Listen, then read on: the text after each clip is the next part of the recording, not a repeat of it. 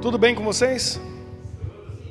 Como eu falei, eu estava com saudades, graças a Deus, eu estava com saudades de estar aqui com vocês e de compartilhar a palavra de Deus e continuarmos o nosso estudo, que nessa série está chegando ao fim. Faltam mais 3 encontros, agora em abril, e aí a gente conclui a série Princípio do Fim. É difícil a gente pensar nisso, né? Mas Jesus falou que esse mundo tem data de validade. Vai acabar. Vai chegar uma hora que vai acabar. E, pelo que eu vejo, pelo que a Bíblia diz, está acabando. Estamos chegando no fim. Está perto. Os sinais todos que nós estudamos aqui, que bom que ficou gravado, né? Mateus 24 e Lucas 21. Olha quanta coisa nós estudamos em janeiro, fevereiro, março e agora em abril. Sobre o preparo para esses últimos momentos e os acontecimentos que estão se passando agora e ainda vão se passar até a volta de Jesus. Só não percebe quem não estuda, não conhece, não dedica tempo e está levando a vida como se tudo estivesse normal, não tivesse nada acontecendo. Nós vamos ver hoje um pouquinho sobre isso. Quero falar uma coisa para vocês antes. Quem gosta de surpresa? Levante a mão assim, ó. Quem gosta de surpresa? Todo mundo gosta de surpresa? Quando é boa a surpresa, né? Ah! Quando a surpresa é boa, a gente gosta. Festa surpresa é bom. Festa surpresa é bom, né? Presente, quando a gente ganha um presente de surpresa, é bom. Quando aparece dinheiro na nossa conta que a gente não esperava, aí é bom demais. Tem muita surpresa boa. Agora, tem surpresa que é ruim também? Tem. Às vezes a gente é pego de surpresa. E tem surpresa que, à primeira vista, é ruim e depois se torna em coisa boa. Às vezes é o contrário. Tem surpresa que é boa e torna em coisa ruim. Por exemplo, eu tenho um amigo, o Jean conhece bem também. Ele é cabo-verdiano, se casou com uma brasileira.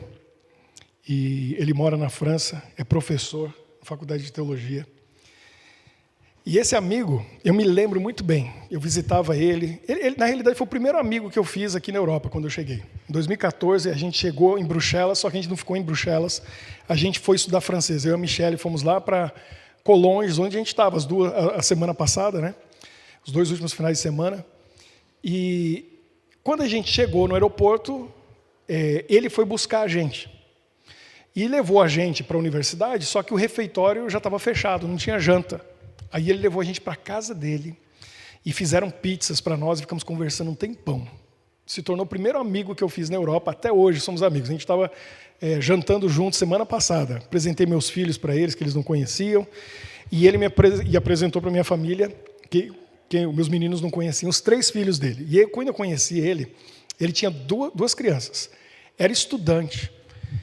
Então, imagina, um estudante fazendo faculdade, tendo que pagar caro por ela. Trabalhava, tinha 5 empregos, ele e a esposa, ele tinha 5 empregos, ela tinha acho que uns 2, 3.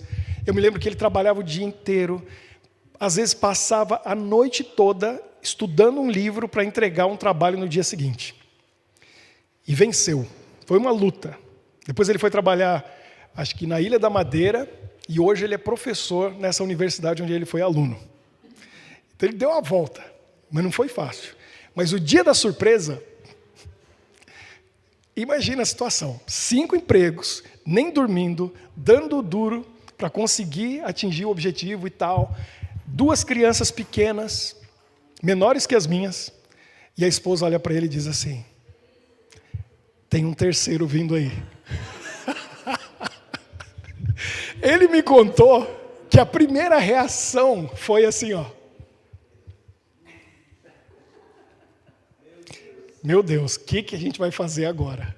O que a gente vai fazer agora? Então foi uma surpresa negativa na hora, mas depois comemoraram, Deus abençoou, conseguiram, e está lá o Samuel, que brincou com meus meninos, ele está acho que com 8 anos de idade, e é um menino fantástico, tão feliz da vida, com as 3 crianças, Mas foi uma baita surpresa, deu um choque, porque a situação não permitia, não foi planejado, aconteceu. Eu tenho um outro amigo que aconteceu a mesma coisa. Ele tinha uma menina, e aí eles falaram, vamos ter mais um e fecha a conta. Adivinha o que veio? Foi a surpresa? Veio gêmeos. Veio gêmeos. E aí fechou 3. Aí eu fiquei pensando, imagina quem tem 2 e fala assim, vamos ter só mais um, terceiro. E aí vem gêmeos. E aí vira 4. É uma baita surpresa, não é? Lá em casa a gente corre esse risco, porque na família da Michelle é assim, ela tem tios gêmeos, primos gêmeos, é cheio de gêmeos na família. A gente fica assim meio preocupado. Então não sei se a gente vai arriscar terceiro, porque vai que vira 4. E aí eu estava falando com ela hoje mesmo. Hoje a gente estava conversando, eu falei para ela, tem certas matemáticas que não batem, né? Porque, por exemplo, você falar que você avalia 1 é x, 2 não vai ser 2x, às vezes é mais. Por exemplo, tem estudos da Bíblia que mostram o seguinte, que Adão era muito mais alto do que nós somos hoje. O ser humano foi diminuindo. E se Adão estivesse aqui hoje, e ele tivesse a altura que a gente imagina que ele tinha quando saiu das mãos de Deus, que é em torno de 5 metros, ele não ia pesar o dobro que um homem de 2 metros de altura, vamos dizer, um gigante de 2 metros de altura, com 4, pesa muito mais. O Kalel, quando tinha metade da minha altura, não tinha metade do meu peso. Não funciona assim. Adão ia ter, com 5 metros de altura, pelo menos 1.000 quilos. 1 tonelada. Imagina, que interessante. Essa lógica serve assim, ó, você tem um filho, já, pensa bem. Você tem um filho, vale por 1. Você tem 2, não vale por 2. Às vezes vale por 3, por 4, às vezes por 5. Se for meu caso, vale por 6. Então, você ter 3 é a mesma coisa que ter 10, porque vai multiplicando, é uma coisa incrível. Então, tem surpresa, que a princípio é boa, às vezes é ruim. E aqui na Bélgica eu descobri algumas coisas bem interessantes, algumas surpresas. Eu vi gente que chega aqui e não está acostumado com o sistema de contas. Então você paga as contas de água, luz, gás e tal. Porque em outros lugares, e lá no Brasil que a gente está acostumado, você paga mensalmente. Então vem a conta de luz da água do mês anterior. Vem a conta de luz e água. Geralmente é assim, né? Você gasta um mês e aí você já sabe quanto tem que pagar no mês seguinte. Aqui o que acontece com muitas coisas dessas? Você paga uma vez por ano. Tem gente que é assim. Com vocês é assim? Paga uma vez por ano? Ou paga mensal? Muito bom. Às vezes tem surpresa. Quem que paga uma vez por ano? Eu pago uma vez por ano. Gás, energia eu pago todo mês. Mas tem um cálculo anual que às vezes a gente recebe de volta e tem que pagar mais, não é? Tem isso, porque é um cálculo anual. Mas gás e água eu pago uma vez no ano. E é uma surpresa, a gente nunca sabe o que vem. E aí tem gente que vai vivendo a vida como se nada estivesse acontecendo, que é o assunto de hoje. E aí o que acontece? Tem uma surpresa. Mais uma surpresa boa. Quando vem o valor assim, fala, o que eu vou fazer agora? Como que chama? Vai pedir ajuda para o CPAS. Quando eu cheguei, a gente foi lá e falou, vocês não se qualificam. Tem gente que não se qualifica. Não tem CPAS para ajudar. É complicado o negócio. Então, a gente tem que cuidar. A gente teve uma vantagem muito grande quando a gente chegou, porque a gente pegou um apartamento novinho, tinha sido construído fazia 3 anos. Só tinha morado 2 anos no apartamento, a dona do apartamento, que era uma senhora com 91, 92 anos de idade. Ela morava sozinha. Aí não deu mais para ela ficar sozinha, o filho dela levou ela para ser cuidada melhor, numa daqueles lugares luxuosos que eles têm aqui na Bélgica, que tem um restaurante, tem tudo aquilo, né? Enfermeiros, é muito bom. E aí a gente entrou no apartamento. Aí o que aconteceu? Eles passam para a gente um cálculo baseado na pessoa anterior, no ano anterior. Então, ela, por exemplo, nunca tinha usado forno, estava novinho. Ela nunca tinha usado a lavadora de pratos, estava novinha. Então, algumas coisas era muito interessante, porque ela não usou. Mas, por exemplo, a conta de água dela era muito baixa. Quase nada. Porque uma senhora com 91, 92 anos, belga, não tomava banho. Não tinha banho naquela casa. Então a conta de água, o cálculo que veio para a gente era muito baixo. Mas, em compensação, a conta do gás era um absurdo. Por quê? Porque ela queria quente o ano inteiro. Então ela mantinha assim 26 graus o ano todo. Então a conta de gás estava lá em cima. Aí a gente teve que cuidar para não ter a surpresa, porque a gente não tinha condições. A gente veio como voluntário, não tinha nem salário. Eles chamavam de estipêndio. Vai olhar no dicionário o que quer dizer isso. Você vai descobrir que não é salário. Era uma ajudazinha. Então o que a gente fez? Quando a gente economizou e tal, e a gente nem ligou o gás, nem no inverno. Porque a gente não tinha condição mesmo. Mas o apartamento era novinho, aí vocês sabem como é. O vidro duplo, parede dupla. Na sala, no auge do inverno, estava 18 graus. Aí a Michele disse assim, ela é gaúcha de Porto Alegre, ela falou, lá em Porto Alegre faz temperatura perto de 0, a gente não tem aquecimento em casa. E aí passamos sem aquecimento. Ela falou, olha a lógica da economia. A blusa está paga. O gás ainda não. Põe blusa. Resultado, a gente teve uma surpresa. Porque a gente pagou o gás, pagou tudo. Chegou no final do ano, recebemos de volta 600 euros. Ô, surpresa boa que foi aquela. Falei, o quê? Que beleza. Deram para a gente de volta 600 euros. Eu falei, essa economia valeu. Nem conto para vocês como a gente fez com a água. Tem uns aí que sabem. O que a gente fazia? Com a água já era outro problema. Porque brasileiro gasta água, né? O povo para tomar banho, eu já tomei 2 hoje. Sério, eu já tomei 2 hoje. Porque hoje eu não vou dormir em casa, aí eu pensei assim, eu não vou incomodar e tomar banho lá na casa que vai me receber. Então eu já tomei um, vindo para cá, estou cheiroso, limpinho, não vou precisar gastar sua água, viu, Alessandro? Viu, Maurício? Cadê o Maurício? Não vou gastar. Já tomei 2 banhos hoje. Mas tem brasileiro que eu já vi aqui que faz assim, vai lavar a louça, liga a água na pia no máximo, fica 20 minutos lá, meia hora, e a água correndo. Aí vai ver a surpresa no final do mês. Pois é, a gente tem que cuidar da água, né? Salvar o planeta, e não pode desperdiçar. Mas também, para que desperdiçar e gastar dinheiro que podia ser gasto em outra coisa? Vai jogando fora. A gente ia no Basic Fit, para se exercitar, manter em forma e tal. Tem chuveiro lá. Já está pago.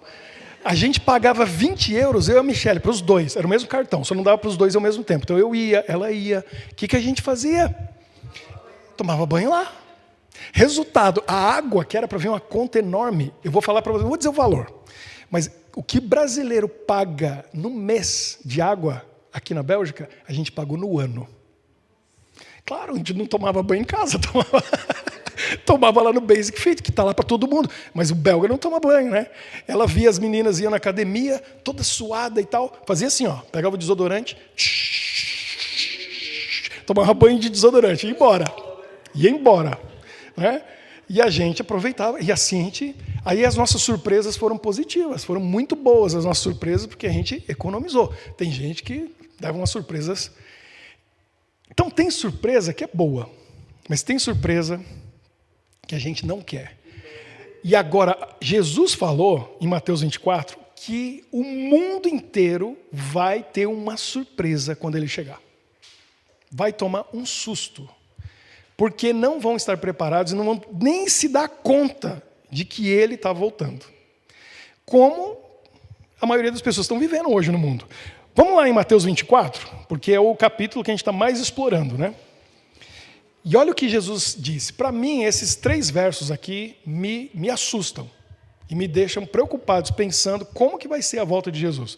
Porque a gente ouve, estuda as profecias, né, Marinês? A gente está estudando, estamos chegando lá, cada vez mais. E fica um convite aqui para vocês que não estão estudando, quiser juntar no nosso grupo, fazer um outro grupo de estudo, a gente está estudando Daniel e depois vamos estudar Apocalipse. Está sendo bom, Marinês? Muito bom, né? Aprendendo muito, está servindo para a nossa vida diária, está sendo muito... Eu estou aprendendo muito, estou conseguindo entender cada coisa fantástica ali no nosso estudo. E então a gente tem que se preparar e ter conhecimento, porque as coisas estão acontecendo e a maioria das pessoas não estão percebendo. E o pior, muitos cristãos, a gente vai ver hoje, não vão estar preparados para a volta de Jesus. Muito cristão que está esperando a volta de Jesus não vai estar pronto. Agora, olha o que Jesus falou aqui. Mateus 24. Ó, lá vem meu problema. Para ver vocês eu preciso do óculos. Para ler eu tenho que tirar. Não consigo enxergar. Olha o que diz aqui. Mateus 24, 27, 28 e 29. Não, 37, 38 e 39. Jesus disse assim: pois assim como foi nos dias de Noé, também será a vinda do Filho do Homem. Jesus está dizendo, ele chamava ele mesmo de Filho do Homem. A Marineide já sabe responder isso aqui. Você lembra?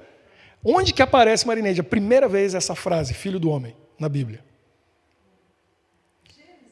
Não, nosso estudo. Lá no livro de Daniel. Lá no livro de Daniel, no capítulo que a gente viu ali.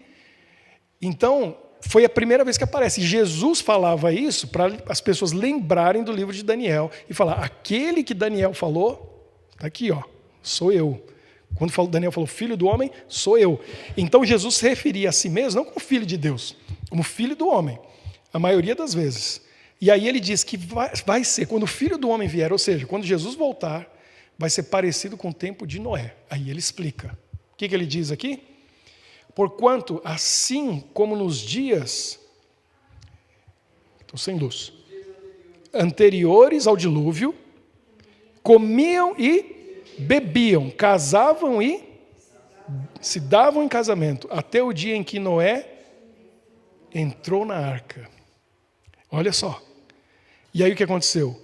E não o perceberam, senão quando veio o dilúvio e os levou a todos.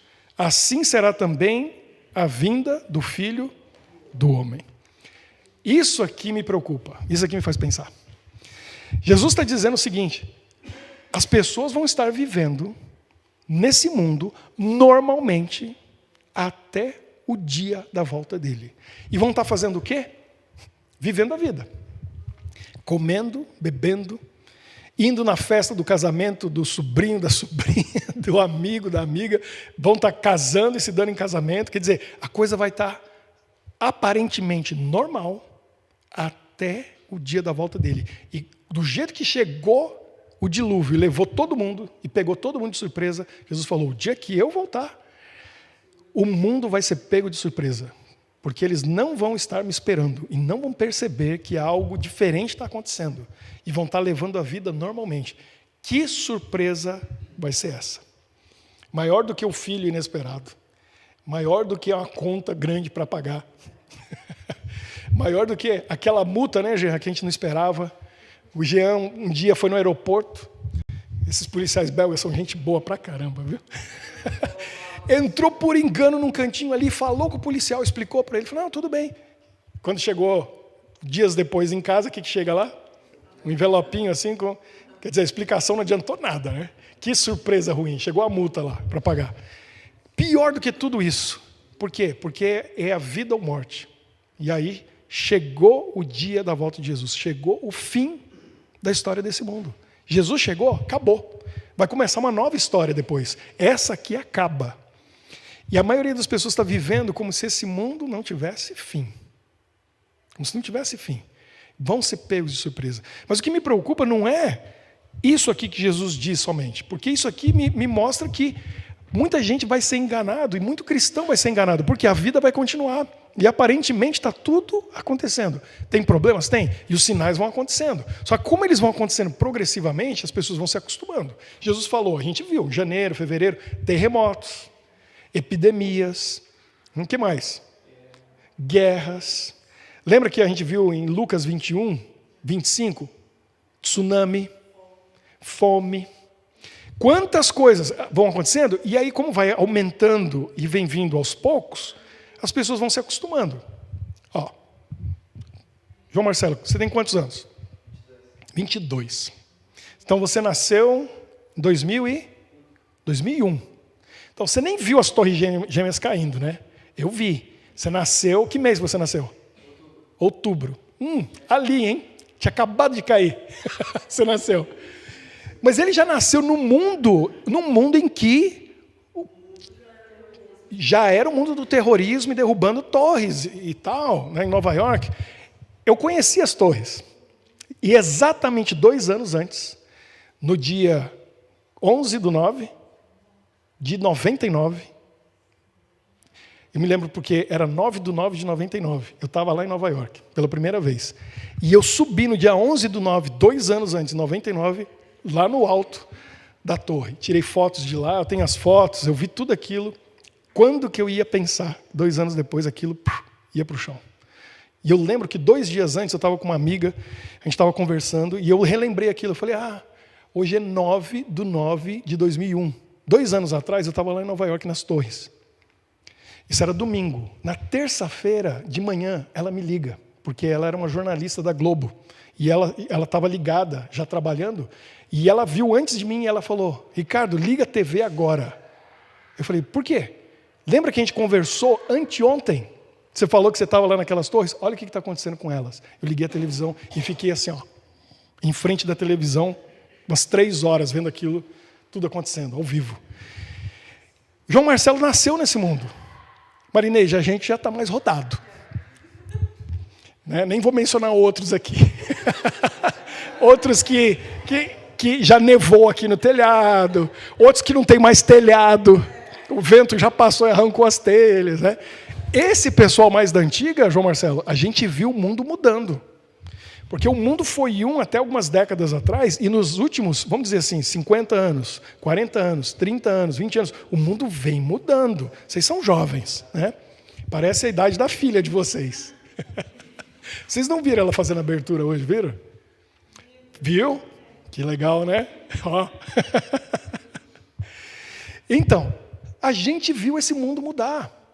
E os sinais, quem é mais velho está vendo, mas essa geração não está nem preparada para tomar um choque, porque está acostumado já com essas coisas. E aqui Jesus, em seguida, quando termina essa parte do capítulo 24, e agora pela primeira vez a gente vai no capítulo 25, ele fala para os cristãos, e ele diz assim, o mundo vai ser pego de surpresa. Mas aí Jesus dá um alerta para nós, que cremos nele, que cremos na Bíblia, e que estamos aguardando a volta de Jesus. E aí ele fala o seguinte, vocês cristãos, vocês acham que vocês vão estar seguros e que não vão ser pegos de surpresa? Aí ele faz uma parábola. E nessa parábola ele explica que os cristãos também vão ser pegos de surpresa com a vinda dele. E vão ter 2 grupos. Um grupo que vai ser pego de surpresa e vai estar preparado. E um grupo que vai ser pego de surpresa, de cristãos que estão esperando a volta de Jesus, e não vão estar preparados. Para esses, qual é o título de hoje? Vai ser? Tarde demais. Tarde demais. E isso a gente não quer. Eu não quero para mim, eu não quero para minha família, eu não quero para vocês, não quero para ninguém. Imagina você falar, eu esperei a volta de Jesus a minha vida toda, e eu não me preparei. E agora é tarde demais. Essa deve ser a pior sensação que alguém pode ter no mundo. Ter jogado fora a vida, jogado tempo fora, ter desperdiçado oportunidades e chegou naquele momento e dizer assim, para mim é tarde demais, não dá para fazer mais nada. Só pensando nisso já sofre.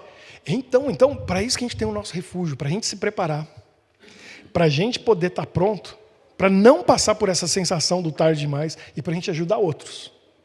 Para outros também, com a gente, não terem que passar por isso, porque alguém vai passar. Jesus falou. Vamos dar uma olhadinha nisso? Rapidinho a gente vai passar aqui nessa parábola, que é muito importante. Nós vamos entender coisas interessantíssimas hoje com ela. E não desvie o pensamento, que às vezes a gente vai lá, não sei para onde, né, com o pensamento, porque vai ser rápido, tem muita informação, e vamos deixar a Bíblia explicar para a gente. O que diz aí no capítulo 25? Tem um subtítulo aí na sua Bíblia, ou no seu telefone? O que fala aí? Talvez você já ouviu falar dessa parábola. É muito interessante. O que fala aí no começo do capítulo 25? Parábola do quê? Das 10 virgens. Já ouviu falar da parábola das 10 virgens? Vamos fazer o seguinte, eu vou ler o verso e vocês vão me ajudar a encontrar o significado. Porque Jesus nos dá uma lição e ele contou em forma de parábola, ou seja, tem um significado essa história para a gente poder aprender a lição. E essa parábola é cheia de símbolos. Só que como a gente está estudando Daniel e Apocalipse, a gente vê os símbolos, né, Ana Luísa? Não posso chegar para um símbolo e dizer assim, vou tentar adivinhar o que Jesus quis dizer com isso. Isso aqui eu acho que é isso. Não, a Bíblia interpreta a própria Bíblia. O símbolo, quem dá o significado para ele é a própria Bíblia. Ou Deus fala, ou um anjo fala, ou ele revela de alguma maneira, em outro texto, em outro lugar, o significado daquele símbolo. Então vamos começar. Olha só, Jesus começou dizendo o seguinte, ele diz assim, então o reino dos céus será semelhante a 10 virgens que, tomando as suas lâmpadas, saíram a encontrar-se com o noivo. Vamos começar aqui. Primeiro verso. Tem muita informação aqui, tem muito símbolo aqui. Jesus diz assim, o reino de Deus será como 10 virgens. Está falando de mulher. Muita gente aí já sabe. Qual é o símbolo de mulher na Bíblia? Simboliza o quê? Marineide, aluna nota 10. Igreja. Agora, na Bíblia tem 2 tipos de igreja. Daniel e Apocalipse falam sobre isso, nas profecias falam sobre isso. E tem uma igreja pura. Em Apocalipse aparece uma mulher vestida de branco, pisando no sol, tem estrelas ao redor, símbolos da natureza, e ela está vestida de branco. Isso quer dizer o quê? Pureza, uma igreja pura. Em Apocalipse 17 fala de uma outra, vestida de escarlate, vermelho, com joias e ouro e não sei o quê, não sei o quê. Que mulher que é essa? Diz que ela é o quê? Uma prostituta. Então tem 2 tipos de igreja. Tem uma igreja corrupta, impura, e tem uma igreja pura. Certo? Está falando 10 virgens. Que igreja que é essa? Que mulheres são essas? Virgem quer dizer o quê? Então não dá para ser prostituta, ser virgem. Concorda? Está longe, passou longe de ser prostituta, porque é virgem. Então pode até se tornar, mas não é. Então é pura, não é prostituta. Porque se a outra é prostituta, essa não é. Ela é virgem. Então está falando de 10 que são puras. A Bíblia fala que igreja que é essa, a igreja pura. Tem 2 textos no Apocalipse, um está no capítulo 12 e outro no capítulo 14. Diz assim, essa igreja pura são aqueles que... Quem que lembra o texto? Guarda os mandamentos de Deus. Então a gente já percebe para quem que Jesus está falando. Está falando para aqueles que guardam os mandamentos de Deus, a igreja pura. Está dizendo aqui, olha, essa igreja pura, que guarda os mandamentos de Deus, tem a sua lâmpada. As 10 tinham a sua lâmpada. O que é lâmpada na Bíblia? Qual é o significado desse símbolo? Luz. Então, aí a gente vai no maior capítulo da Bíblia. Quem que sabe qual é o maior capítulo da Bíblia? Que não é um capítulo, é um salmo. Salmo 119. É fácil gravar. Salmo 119, 105, diz assim, lâmpada para os meus pés é a tua palavra e luz para o meu caminho. Então, as 10 virgens, uma igreja pura, têm o quê? A palavra. Elas têm a Bíblia. E está dizendo que elas saíram para se encontrar com o noivo. Quem é o noivo? Símbolo de quem? Jesus. Jesus. Então, a vinda do noivo é a volta de Jesus. Então, elas estão aguardando a volta de Jesus. Então, vamos pensar. Tem um povo cristão que tem a Bíblia e estão esperando a volta de Jesus. E saíram para se encontrar com ele. Isso parte meu coração. É muito triste. Porque todo mundo que está esperando a volta de Jesus devia se encontrar com ele. Estão aguardando. Estão com a Bíblia na mão. Estão numa igreja. É o povo de Deus. Mas não é isso que acontece. Infelizmente. Olha o que Jesus diz. 5 dentre elas eram... na minha... Está ao contrário. Está primeiro dizendo que eram o quê? Tolas, nécias. E 5 prudentes. Então, 5 delas eram sábias, prudentes. E 5, infelizmente, eram tolas, nécias. Por quê? Não eram sábias. No entanto, as prudentes, além das lâmpadas... aqui antes, né? As nécias, ao tomarem as suas lâmpadas, não levaram azeite consigo. No entanto, as prudentes, além das lâmpadas, levaram azeite nas vasilhas. Esse foi o verso 3 e 4. O que é o azeite? Olha, tudo na parábola é símbolo. Qual é o símbolo do azeite na Bíblia? É o óleo que acende a vela. Simboliza o quê? Então, é um símbolo, igual a lâmpada é a palavra de Deus, né? E as mulheres são a igreja, o óleo também simboliza uma coisa. Quer ver? Vamos entender. Lá no Velho Testamento, toda vez que... Isso tem no Novo também, na Bíblia toda, mas lá no Velho Testamento, quando um profeta, ele era mandado por Deus para ungir alguém escolhido, ele levava o quê? Óleo. Samuel fez isso com Saul, fez isso com Davi, levou o óleo, foi lá e ungiu, ou seja, passou na testa.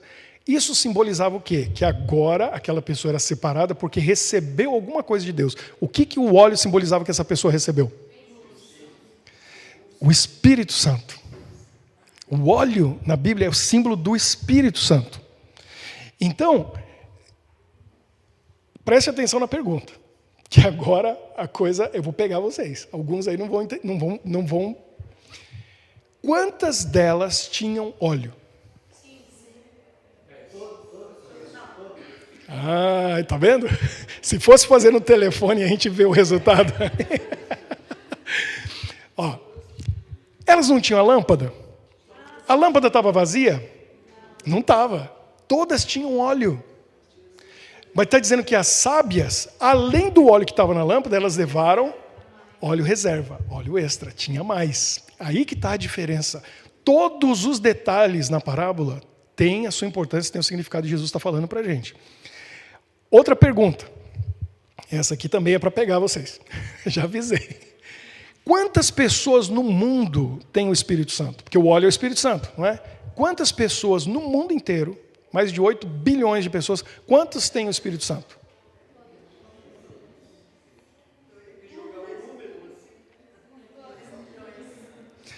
Eu perguntei porque a pergunta dá para saber o número. Todas. Todo mundo tem o Espírito Santo. Quer ver? A gente tem uma voz na nossa mente que a gente chama de voz da consciência, que fala para a gente a diferença do certo e errado, do bem e do mal. Quantas pessoas têm essa voz na mente? Todo mundo tem. Essa voz é a voz do Espírito Santo. Fala com todo mundo. Todo mundo tem o Espírito Santo. Então, um tempo atrás passou uma pregadora numa das minhas igrejas que falou o seguinte, e me ajudou a entender isso mais claramente, porque eu já tinha visto esse texto tantas vezes, tá no livro de Joel, no Velho Testamento, no capítulo 2, e Deus diz assim, que no final dos tempos ele derramaria o seu Espírito sobre quem? Sobre toda a carne, sobre todo mundo. Todo mundo recebe o Espírito Santo. Porque todo mundo no final vai ter que decidir se aceita a Bíblia ou não, se aceita Jesus ou não. Para quando ele vier, não ter dúvida. Todo mundo recebe o Espírito Santo. E hoje todo mundo tem, nem que seja um pouquinho de óleo, todo mundo tem. Só que tem jeito de ter mais óleo. E depois tem jeito de conseguir mais óleo. E dá para aumentar a reserva de óleo. E aí entre nós aqui, tem gente que tem um pouquinho, tem gente que não tem quase nada, e tem gente que está sobrando óleo. Que depende de quem? De cada um. Isso que a gente tem que entender hoje. Olha só, todo mundo tem o Espírito Santo, todo mundo tem um pouquinho de óleo, porque tem a voz da consciência aqui. Mas aí, olha o que acontece. Pedro estava pregando, depois que ele foi batizado com o Espírito Santo, no Pentecostes. Aí ele saiu cheio de poder, e ele está pregando, e tinha uma multidão. E quando ele pregou, com o poder do Espírito, naquela multidão, 3.000 foram batizados. Esses vieram para Pedro e disseram assim, entendemos sua pregação, entendemos sua mensagem, a gente matou o Messias. O que a gente faz agora? Aí Pedro, está em Atos 2:38, disse assim, sabe o que vocês têm que fazer? A solução para vocês é o seguinte, arrependei-vos e sejam batizados. E aí vocês vão receber o Espírito Santo. Então, quando a gente é batizado, a gente recebe o Espírito Santo, a gente recebe mais óleo. Então, todo mundo tem um pouquinho de óleo. Toda pessoa na terra tem. Quem ama Jesus, se arrepende e é batizado, o que acontece? Recebe mais óleo. Vai encher a lâmpada. Só que depois, ainda não é a reserva, encheu mais a lâmpada. Jesus falou para nós, e foi o que aconteceu com os apóstolos. sobre o batismo do Espírito Santo. O batismo do Espírito Santo vem depois e vem para quem pede, para quem busca, para quem clama. Quem pede mais, recebe mais. Quem pede menos, recebe menos. E aí Jesus falou o seguinte, se você olhar o texto, está em 2 dos evangelhos. Em Mateus, no Sermão da Montanha, aparece no capítulo 7. Lucas também fala. E aí diz assim, pedi e dar-se-vos-á. Buscai e achareis. Batei e abrir-se-vos-á. Quem pede, recebe. Quem busca, encontra. Quem bate, abrir-se-lhe-á. Aí ele fala assim, quem é o pai que se um filho pedir pão, dá uma pedra? Se pedir peixe, dá uma cobra? Se até vocês, olha, Jesus falando, se até vocês que são maus sabem dar boas dádivas aos filhos, quanto mais vosso Pai que está no céu vos dará o Espírito Santo, se pedirem. Era disso que Jesus estava falando, porque em Mateus não aparece isso. Mas quando a gente vai no outro evangelho, tem esse complemento. Jesus falou esse texto, tudo isso ele falou de pedir, de buscar, de bater, ele está falando de pedir o Espírito. E ele falou, o Pai vai dar para quem pedir. Aí você tem o óleo extra, Marineide. Tem que pedir, todo dia. E Deus vai dar esse óleo extra, porque só com o óleo extra que a gente vai conseguir chegar lá. Vamos ver o resto da parábola? E agora vai ficar claro para a gente o que acontece. Como isso é importante. Eu parei em qual verso? 5. 6. Mas à meia-noite, tudo tem significado na parábola. À meia-noite, ouviu-se um grito, eis o noivo, saía ao seu encontro. Por que meia-noite? Porque é a última hora. E na hora mais escura. Na hora que o pessoal está dormindo, na hora que ninguém espera, foi a hora que o noivo chegou e alguém gritou, finalmente chegou o noivo, vamos lá! E aí olha o que diz aqui. Então se levantaram todas aquelas virgens, porque olha só, eu não li o 5, né? Vamos voltar no 5. E tardando o noivo, Jesus já tinha falado que o noivo ia demorar a chegar. Ele já tinha falado que ia tardar. Nessa parábola ele falou, e tardando o noivo ia demorar a vir. Ou pelo menos a gente já tem a impressão que ele demorou, porque ele chega na hora certa. E aí o que aconteceu? Foram todas tomadas de sono e adormeceram. Quantas virgens dormiram? Todas. As preparadas e as despreparadas. As sábias e as nécias. Todo mundo dormiu. O noivo demorou, todo mundo dormiu. Só que tinha diferença entre elas. Aí o que aconteceu? Meia-noite chegou o noivo, veio o grito, e aí todo mundo despertou. Elas acordaram. E aí diz assim, então se levantaram todas aquelas virgens, verso 7, e prepararam as suas lâmpadas. Aí veio o problema. Por quê? Porque tinha apagado a lâmpada. Acabou o óleo da lâmpada. Elas tinham lâmpada, mas acabou. E aí o que aconteceu? E as nécias disseram às prudentes, no verso 8, dai-nos do vosso azeite, porque as nossas lâmpadas estão se apagando. Está apagando. Vocês têm extra, passa aí para nós um pouquinho do seu óleo. O que elas disseram? Mas as prudentes responderam, verso 9, não, para que não nos falte a nós e a vós outras. Se dividir, não vai ter óleo suficiente para ninguém. Tem coisa que não dá para dividir. Tem coisa que não dá para dividir. Tem uma lista de coisas que a pessoa sábia não divide. Uma delas, dinheiro. Quer fazer inimigo? Empresta dinheiro. Ih, já vi família acabar e problema porque emprestou dinheiro e não paga. Diz que dinheiro a gente não empresta. É melhor dar. Por isso que Jesus falou assim, dá a todo o que te pede. É melhor dar. Que aí esquece. Que aí não vai ter problema. Emprestou. Né? O cônjuge também não divide. Não, você não divide de jeito nenhum. Não pode. Dizem que carro também não empresta. Mas sabe por quê? Mas não é só carro. É tudo que a gente tem, porque as máquinas elas acostumam com um maquinista. E aí você dirige de um jeito, e você está com aquele carro 1 ano, 2, 3, o carro acostumou com o seu jeito de dirigir. A outra pessoa dirige diferente. Ou ela freia um pouco mais, ou ela acelera um pouco mais rápido e tal. E aí o que acontece? Quebra na mão sempre da pessoa que pegou emprestado. É sempre assim. Tem coisa que não divide. Óleo não divide.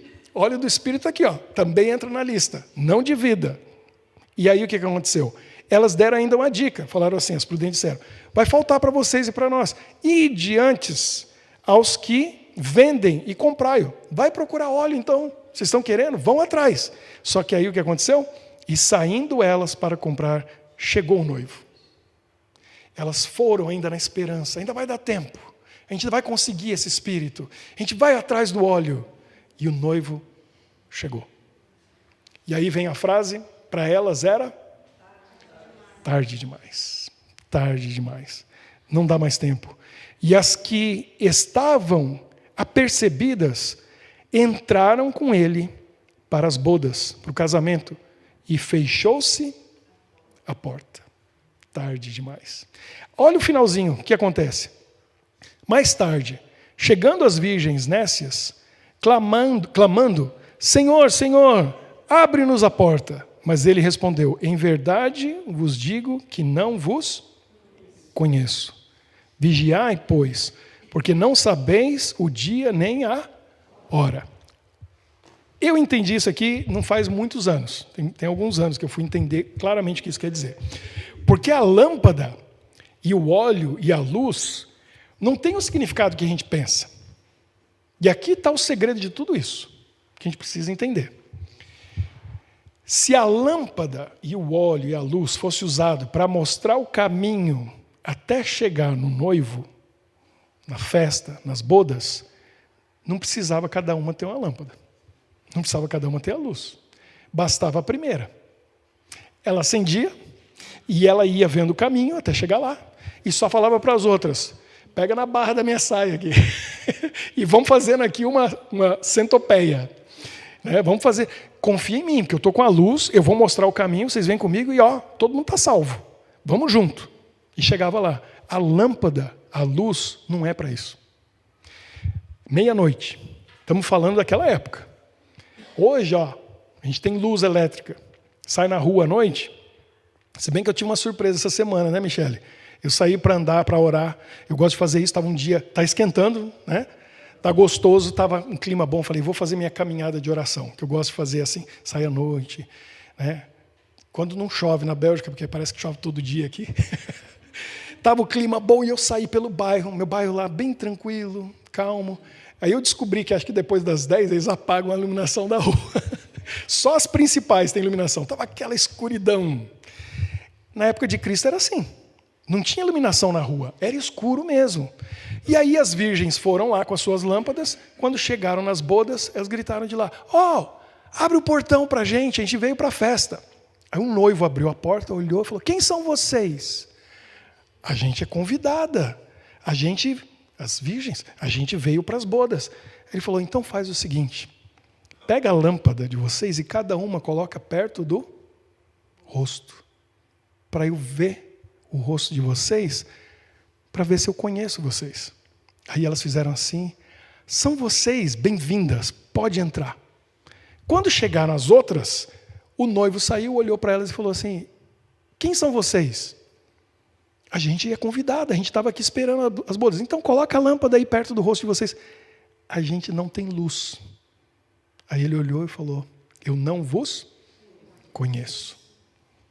E a porta fechou. E aí, tarde demais. Então, com toda essa parábola, essa história, Jesus está dizendo para a gente o seguinte, e é isso que a gente tem que sair daqui hoje entendendo. Jesus não vem buscar pessoas que vão à igreja.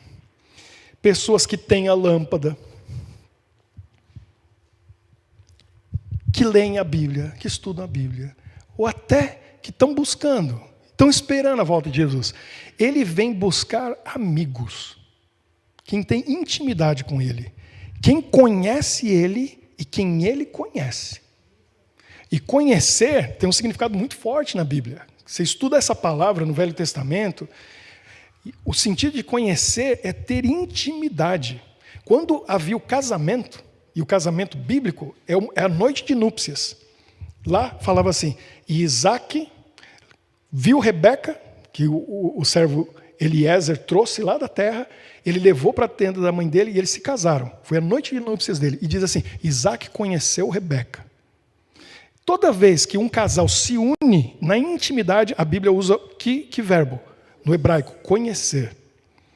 Jesus, ele quer nos conhecer. Por isso que ele faz essa relação da noiva, que é a igreja, e ele é o noivo. Ele quer casar com a gente e tem intimidade. Por isso que em outras parábolas, em outros momentos, Jesus fala o quê? Quando vier o Filho do Homem, muitos dirão, mas Senhor, em teu nome, a gente expulsou demônios, a gente fez milagres, a gente fez isso e aquilo em teu nome. Você já viu quanta igreja por aí? Tudo que eles falam termina dizendo, em nome de Jesus. Em nome de Jesus. Em nome de Jesus. Estão fazendo o nome dele, não estão? Muita gente que fala em nome de Jesus, em nome de Jesus, em nome de Jesus, está quebrando o terceiro mandamento. Está usando o nome de Deus em vão. Porque não tem intimidade com Jesus, não conhece. E aí ele vai dizer o quê? Apartai de mim, porque eu não vos conheço. Quer estar pronto para aquele dia? Quer ter óleo? Precisa conhecer Jesus. Não adianta ter a Bíblia, não adianta ir a uma igreja, não adianta você esperar que Jesus volte e até guardar os mandamentos bonitinho e ser todo certinho, porque Jesus não vem buscar pessoa certinha, ele vem buscar pecador. Ele não está interessado em alguém que quer ser perfeito e fazer tudo bonitinho. Ele está interessado em pessoas que têm intimidade com ele. Porque a intimidade com ele e esse relacionamento com ele que vai possibilitar a gente cumprir os mandamentos dele, fazer a vontade dele. Ele quer conhecer a gente, quer que a gente conheça ele. Como eu faço isso? É todo dia. É todo dia, lá na sua casa, no seu trabalho, em todo momento. É o tempo que você gasta orando, lendo a sua Bíblia, em comunhão com Deus e fazendo o que Paulo falou. Orai sem cessar. Ou seja, conectado com Ele o tempo todo. Seu pensamento está com Ele. E você vai conversando com Ele. Você vai orando o dia todo. Faça como Daniel. Em alguns momentos do dia, tira um tempo, dobre os joelhos e ore a Deus. Daniel fazia quantas vezes ao dia? 3 vezes, ele tinha 3 momentos especiais. Você acha que no resto do dia ele não estava orando? Ele não estava conectado? Está conectado. Mas ele tinha 3 momentos que ele se punha de joelhos e orava. Ele abria a janela em direção a Jerusalém, punha de joelhos e orava. E não tinha vergonha de fazer isso na frente dos outros. E mesmo quando a lei falou, não pode fazer, ele fez mesmo assim. Então Daniel estava garantido.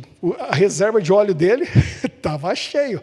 A gente, para se garantir, tem que fazer isso. Fazer de Jesus nosso amigo, ter intimidade com Ele. E isso é uma decisão nossa, diária. Buscar o Espírito Santo todo dia, orar pedindo por isso. Porque se eu não pedir, eu não vou receber. Se eu pedir pouco, eu recebo pouco. Se eu pedir muito, clamar, essa reserva de óleo vai estar cheia. Posso passar para outros? Não, é individual. Cada um tem que ter a sua reserva de óleo, a sua porção do Espírito Santo. Não tem como você passar para o filho, para a filha, para o marido, para a esposa, para um parente, para um amigo. Não dá para vender. Não dá. Se desse, ia ter muita gente orando para acumular óleo para depois vender, né? Não dá para comercializar também. É individual. Agora, você pode ajudar alguém. Você pode ensinar alguém e dizer para a pessoa, você precisa mais óleo na sua vida. Vou te ensinar como buscar. E você busca. É de graça. Deus vai dar para você. Vamos fazer a nossa oração? Vamos buscar a Deus nesse momento e o Espírito. Vamos pedir para Ele entrar na nossa vida e encher a nossa vida com esse óleo, para a gente ter a certeza de que naquele dia a gente não vai ser surpreendido. A gente não vai ter essa má surpresa que o mundo inteiro vai ter, que as pessoas vão ter. É a hora do círculo. Não preciso nem falar. Você já sabe. Vem aqui e a gente vai fazer o círculo. A gente não pode ter essa surpresa negativa. A gente não pode ser surpreendido negativamente. A gente vai ter que ter a surpresa boa de chegar naquele momento, porque todo mundo dorme no final, não dorme? As virgens todas dormiram e foram pegas de surpresa. Mas o que acontece? Na hora que a gente é surpreso, Jesus chegou. Você não tem medo, não tem preocupação, sua reserva de óleo está cheia, e aí você só está esperando para ver o rosto do seu amigo, que você conhece naqueles momentos de oração, você aprendeu a ouvir a voz, que você já tem um relacionamento e agora só vai juntar o nome com o rosto. E ele vai olhar para você e ele vai dizer, eu vos conheço. Vocês são meus amigos. Vocês oraram todo dia, falaram comigo. No momento de dificuldade estavam me buscando. Sempre ali comigo, cada momento. Eu sei quem são vocês. E eu sei que vocês confiaram em mim e eu confio em vocês. Aí ele vai dizer, entrai no meu reino que está preparado desde a fundação da terra. Entra para você viver eternamente comigo. É isso que a gente quer. Porque essa vida, passa, e passa rápido. E tudo que está aqui vai ficar. Que valor que tem? Vai virar pó. Não vale nada. O que vale é a vida eterna. E a gente precisa de Jesus na nossa vida para ter certeza que quando Ele chegar, a gente vai olhar nos olhos de um amigo. Que Deus abençoe cada um de vocês. E é nesse momento que a gente vai orar para pedir a bênção de Deus, para pedir o Espírito Santo, e que você ore todo dia na sua casa, que você tenha um momento de oração e busque a Deus pedindo o Espírito dele na sua vida. E isso que é o óleo que você precisa, extra, para ter certeza de que tudo vai dar certo. E você vai ajudar outros também, para estarem prontos para a volta de Jesus. Vamos orar. Senhor nosso Deus, obrigado pelo nosso refúgio, esse local onde nós nos reunimos, nos encontramos para buscar a Tua palavra, para adorar o Teu nome, para cantar, para termos contato com pessoas que creem em Ti como nós cremos, mas para nos prepararmos também para aquele dia que está se aproximando. Nós estamos no princípio do fim. O tempo está acabando. Nós sabemos que os sinais estão ao nosso redor, estão mostrando que Jesus está voltando. Tudo que nós queremos é estarmos prontos, preparados com a nossa família, com os nossos amigos e com muitos outros, para que naquele dia nossa lâmpada não venha a se apagar, que ela tenha luz para o Senhor ver o nosso rosto, para a gente poder ter óleo extra, para poder entrar nas bodas quando o noivo chegar. E assim a gente vai ter vida eterna, o que não tem preço. O preço foi o sangue de Jesus no Calvário, já foi pago. Tudo que a gente precisa é aceitar todo dia. Abençoe cada um que veio aqui hoje, que saímos daqui cheios do Teu Espírito, animados para a semana que está diante de nós, e que todos os dias a gente aprenda a Te buscar, orando como Daniel fez, como Paulo recomendou, orando sem cessar, em comunhão contigo, para que o Senhor nos conheça e nós venhamos a conhecer a Ti, que sejamos amigos nessa jornada aqui na terra, para viver contigo eternamente. Abençoe todos que estão aqui e aqueles que estão online também, onde quer que estejam nesse mundo, que também recebam a Tua bênção, o Teu amor, a Tua paz e o Teu perdão. Em nome de Jesus oramos. Amém.